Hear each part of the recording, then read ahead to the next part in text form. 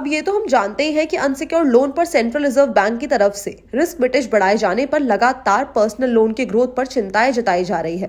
अब सबका यही अनुमान है कि पर्सनल लोन में कमी आएगी। बैंकों ने भी ऐसा ही कुछ कहा है। Credit rating agency Fitch rating ने अपनी एक ताजा रिपोर्ट में कहा है कि भारतीय रिजर्व बैंक ने बैंकों और साथ ही साथ एनबीएफसी के लिए अनसिक्योर्ड माने जाने वाले पर्सनल लोन से जुड़े रूल्स को कड़ा किए जाने से लोन ग्रोथ पर असर पड़ेगा। अब इसके कारण बैंक्स और एनबीएफसी को अब लोन्स के लिए ज्यादा कैपिटल रखने की जरूरत पड़ेगी।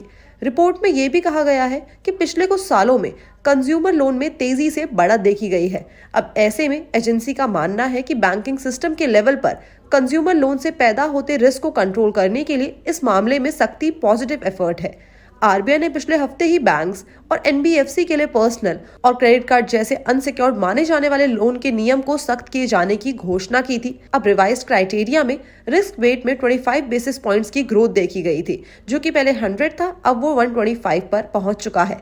हाई रिस्क वेट का मतलब है कि पर्सनल लोन के मामले में बैंक को अलग से ज्यादा अमाउंट को रिजर्व करना होगा। इससे बैंक किसी भी तरह के दबाव की सिचुएशन में उससे निपटने के लिए एबल होगा। साथ ही इस कदम से लोगों के लिए पर्सनल लोन और क्रेडिट कार्ड के जरिए लोन लेना महंगा हो जाएगा। फिच के अकॉर्डिंग बैंकों के अनसिक्योर्ड माने जाने वाले क्रेडिट कार्ड लोन और पर्सनल लोन में करंट फिस्कल ईयर की पहली छमाही में सालाना आधार पर 29.9% और 25.5% की ग्रोथ देखी गई है, जबकि सभी लोन को मिलाकर टोटल इंक्रीज 20% हुआ है। ऐसे में फिच ने कहा है कि हमारा अनुमान है कि एनबीएफसी को बैंकों से मिलने वाले लोन पर रिस्क वेट बढ़ने का इफेक्ट इंपॉर्टेंट हो सकता है। अगर देखा जाए तो पब्लिक सेक्टर के बैंक्स का जो क्रेडिट कार्ड लोन है वो कम है, लेकिन वो एनबीएफसी को लोन देने में काफी ज्यादा एक्साइटेड रहते हैं।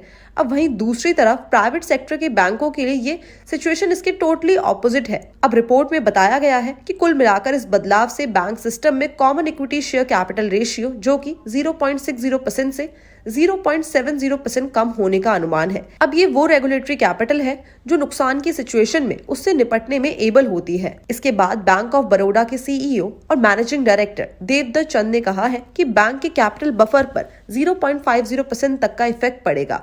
बैंक की कैपिटल एडिक्वेसी पर 0.40 से 0.50% का असर देखने को मिल सकता है।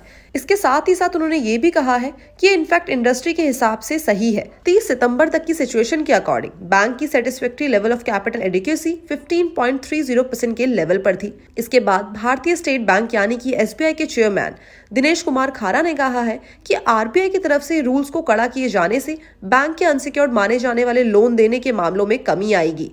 खारा ने कहा है कि हाई रिस्क वेटेज के कारण दिसंबर क्वार्टर में नेट इंटरेस्ट मार्जिन पर 0.0% से लेकर 0.03% का इफेक्ट पड़ सकता है, लेकिन सही पिक्चर अगले क्वार्टर में ही देखने को मिलेगी। इसके साथ ही साथ उन्होंने कहा है कि हम जो भी कर रहे थे वो कंटिन्यू रहेगा, लेकिन उसमें कुछ कमी देखने को मिल सकती है, जैसे कि ट्रेजरी की कॉस्ट बढ़ने के साथ साथ ऐसे लोन पर ब्याज दरें भी बढ़ सकती हैं।